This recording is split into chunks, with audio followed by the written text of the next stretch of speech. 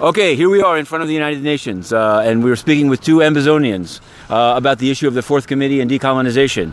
Inner City Press, go ahead, introduce yourself, and let's hear. Tell me why you're here and what UN should be doing for you and the situation. We are here at the United Nations because we want to follow up about what is going on in Southern Cameroon as we speak.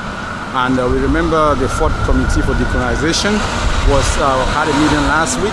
So we were asking questions like, what criteria does it have for us to put a new member into that list of countries that are fighting for decolonization? How can we get Southern Cameroon on that list? And as we speak, we haven't had clear answers on how we can get on the list, although they mentioned that at least one country should write a resolution and send it to the Fourth Committee of the United Nations petitioning that a new member be on the list. So we're going back to the United Nations Resolution 1608 as a ground for us to stand to say that you cannot let a country have its independence by joining another independent country. And when the United Nations say we the people, we don't want to feel like the people of Southern Cameroon is out of that list of we the people. So tell us, what is the criteria? Like the countries of West Sahara, like the other countries of Rwanda are in the list of that committee for decolonization. How did they get themselves there? And what criteria does the United Nations classify them to put them in such a list? And why should Southern Cameroon not be there as well? If I can, so is it fair to say that the UN didn't even let this issue arise? Didn't let people in, didn't let them speak? Well, there was a video that's from the United Nations that mentioned the leaders of Southern Cameroon, His Excellency Samuel Sako and Ayim.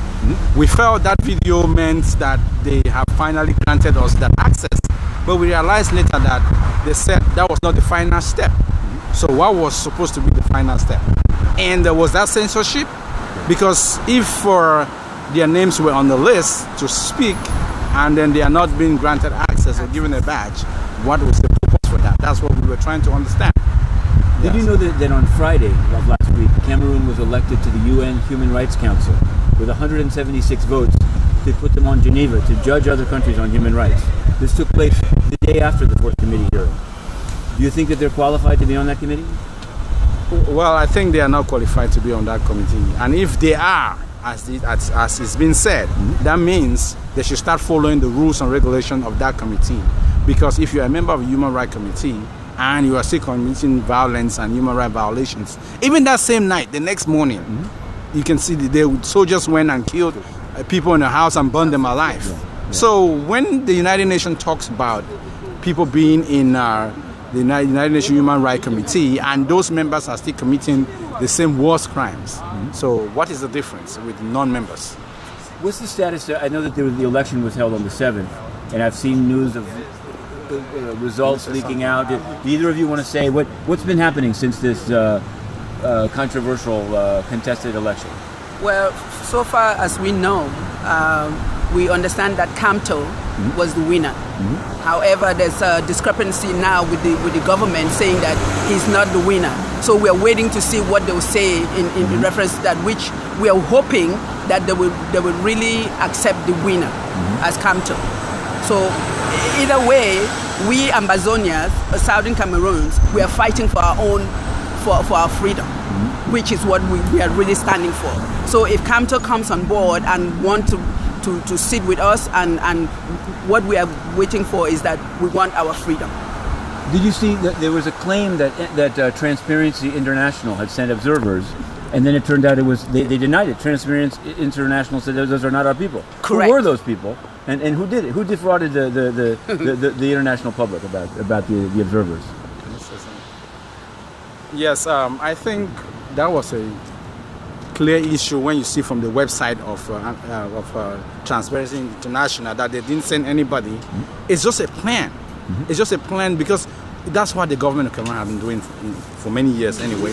Before they fraud the election, they already put these pillars together, that this happened before that and that happens after this. So these people were surely well known that they should come to Cameroon and do such a propaganda to show that the Transparency International was in Cameroon.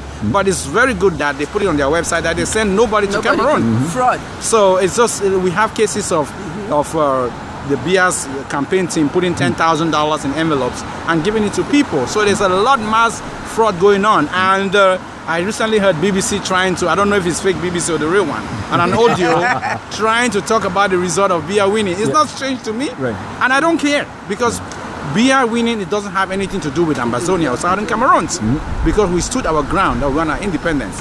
So that change doesn't happen to us. What we want to hear is that our independence of Southern Cameroon is being recognized, like this country, America. They fought for their independence during the civil rights movement and the revolutions of the past. So I see that it's time for the world to start talking.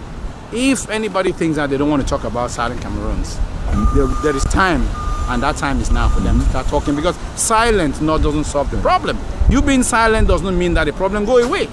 It's still there. Or being silenced. I won't go on a tangent or throw any zingers on this one, but I've been put out of the UN now for 104 days after asking Antonio Guterres about why he was silent on Southern Cameroons, why he made a deal in the budget committee with Thomas Monte, the ambassador, why he took the golden statue, all of that stuff. So I'm out here, but I still put in questions in writing, and they promised me, they claim they respect freedom of journalism, so they're going to answer these written questions. So I asked them, did the UN help with the election? And they answered. They said the UN provided support to ELACAM on their strategic communications. So then I said, well, if their strategic communications include saying the election was fair and went off, quote, without a hitch, don't they have some criticism? Nothing. No answer. How would you judge the UN or Antonio Guterres' performance on the issue of Southern Cameroons? Well, the issue, what I would say is that, first of all, the election never took place in Southern Cameroons. Everybody knows that nobody went out. There was no voting, so whatever result is for the Republic of Cameroon, not for Southern Cameroon, because we never voted, because we don't count the president of Cameroon, Paul Biya, as our president anymore. Our president is in jail that they kept, and we have an acting interim president. What's the status, by the way, of Ayuk Tabe, for example? Has he been seen? Well, they were supposed to see them on, what day was that, the 1st? Yes, and they've moved it to November, so we don't know what the status is. So we're hoping that somebody will really know that our president needs to be released, and all the 47 people and all those who have been captured and they did nothing, unarmed civilians that they've been thrown in jail. Some are dying. Villages have been burnt. Our families are suffering, bullets flying all over, no schools, and all of these things happening. We need resolve. We need resolve. And we hope that the entire world will look at the genocide that is happening, taking place. They cannot be quiet. Human rights, just for us, for our children, our families to live in peace, and there's no peace, how can they expect them to go to school? How I've been out here this summer since I was thrown out, asking questions to ambassadors on the corner right over there. So I asked the UK. I said, when they were president of the Security Council, one of the month of the summer, I believe it was August. I said, so are you going to have a meeting about Southern Cameroons, about the Anglophone crisis? They said they're monitoring it closely, but they don't think a meeting would be productive. And then they announced the New Age natural gas deal. It might be a set-up question, but what do you think of the UK announcing as a proof that they can do business after Brexit of a natural gas deal with Paul Biya? Does it seem like a good and responsible and neighborly thing to do? No. If you as the country who's supposed to free the Southern Cameroon, and you see the genocide and everything happening there, and you're making an oil deal, it means that you're enabling the French Cameroon to continue to commit genocide on the innocent people of Southern Cameroon. And we are really hoping that there will be some conscience. Some people's conscience will be awakened, because we are all human beings. And all we are looking for is for freedom, so that we too can live as a peaceful nation, so that our children can have better schooling, hospitals, water to drink, electricity. All of those basic needs of human rights have been violated in Southern Cameroon. So we are hoping that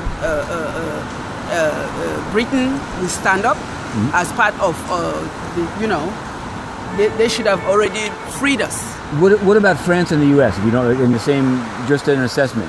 What I would say is that in the time of Nelson Mandela, people say he was a terrorist. Most people never said he was a lawyer. They gave him all kind of names to put him down and make him not fight for the apartheid. They call you names at the beginning. But after the fight for the apartheid and he became president of Nigeria, for South Africa, we have some dignitaries from Europe, especially UK, who are going to where Mandela was in his grave, in his, where he was in prison, and shamelessly, that same person whom they said he was a terrorist. Well, they called him all names. Now he is somebody that is being recognized. They have a statue. They just put a statue in the UN. Yes. It's not a very accurate depiction, by the way. There's a big Yes, controversy. I've seen the statue. It's I've seen it. So what am I saying here is that we are trying to fight for a cause, and they are calling us names, whatever name they can do, just to make the case look more legitimate. It's just an issue of people to sit down and talk, and the government in Cameroon don't want to talk to the people of Southern Cameroon. There's no reason for the world to think that you cannot ask a question about something that you are being bothered about if you live in a country. We asked for federation, they never gave it to us, and now they are talking about 10-state federation. So who is fooling who at this level?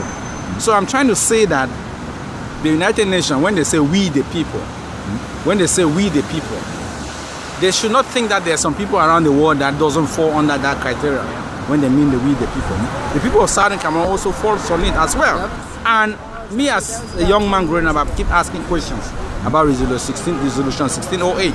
I want to know why a country joins and gets independent by joining another independent country. That is a tautology. It doesn't make sense to me. And this country, French Cameroon, had their independence on January 1st, 1960. They never complained that Southern Cameroon, why did you add it? So it's just a politics from all this time. And even if this problem is not solved now, young people will keep growing up. Our children yet unborn, they will still look at that resolution and ask the same question. So running away from the question, it doesn't solve the problem. Well, I would just add to that, if not in terms of the UN, if not under this Secretary General, the next Secretary General. Of course, and that's what we're saying. Maybe that couldn't be fast enough. Yes, we are hoping. We are really hoping, because if they go around that they have human rights and what have you, what about the people of Southern Cameroon? Are they human? That's the question. That is the question. Yes. Okay, thanks guys. This is great. This has been great, and I didn't throw as many zingers as I planned. Okay, we're here. We just interviewed two Southern Cameroonians about the total failure of the United Nations to deal with their issue, the absolute failure. Antonio Guterres, the golden statue, the envoy, Francois Lonsanifal. We decided to keep the interview straightforward, but now we can add just how corrupt Guterres is. How corrupt is Guterres? Let's do a stand-up. Antonio Guterres covered up the deaths in southern Cameroon, Anglophone areas, north and southwest of the country, because Cameroon was the chair of the budget committee. Because he wanted favors from Tomo Monte, with whom he met repeatedly over the course of the last year, but never once brought up to him to stop killing people and burning homes. Because he was so committed to some sleazy reforms, including moving jobs from Geneva to Budapest, New York to Mexico City. This is a sin. This is a sin, and for reporting on this, factually, he had me beaten up and thrown out of the UN now for 104 days. I'm on a banned list. It's enforced by his security right over there at the Guard. This is how they roll. And so for 104 days now, I've been doing my interviews here at the delegates' entrance. You can see the sign. It's disgusting. It's disgusting that the international system, all this vaunted multilateralism, has come to a single dictatorial individual. This guy has a son named Pedro who does business in Angola, Namibia, Sao Tome, Cabo Verde. Undisclosed. Undisclosed. I got another call today about that, saying Guterres is using money. I don't know. All I know is he's a censor and he's corrupt. And so we will not rest, whether on southern Cameroons or other issues on which he's selling out civilians and engaging in corruption and opacity and censorship. We will not rest. To be continued. Lumber company delivering big wood to Guterres, sleeping tight. Antonio Guterres, the Secretary General, resident sometimes of this $15 million mansion, was supposed to return Sunday from a 6-day junket. Today's Monday, 10 a.m., but there's 2 UN security cars in front. Tony's sleeping in.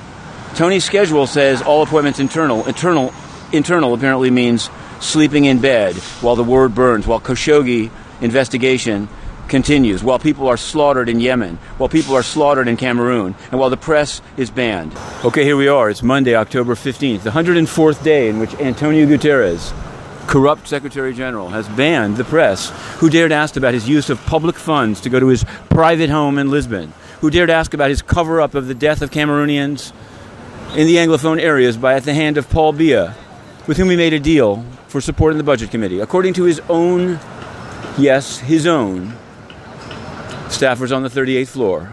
Now, what's happening? What's happening in front of the U.S. mission? The U.S. mission, which is put up with, quite contentedly, 104 days of censorship. Why? That remains to be seen. We have a FOIA request pending. Maybe it's Pancakes Day for Big Tony. Now, we're going to ask at noon, in writing, of course, we're going to ask, what time did Tony come to work today? Okay? It's pretty straightforward. Most other, non-leader of the free world public officials release a schedule, but when you release a misleading schedule, unless internal, henceforth, is going to always mean sleeping in as a censor.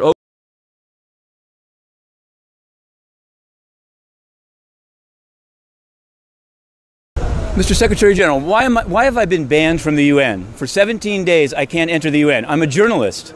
It's censorship. Your security roughed me up as I covered the budget, and I can't come in for 17 days.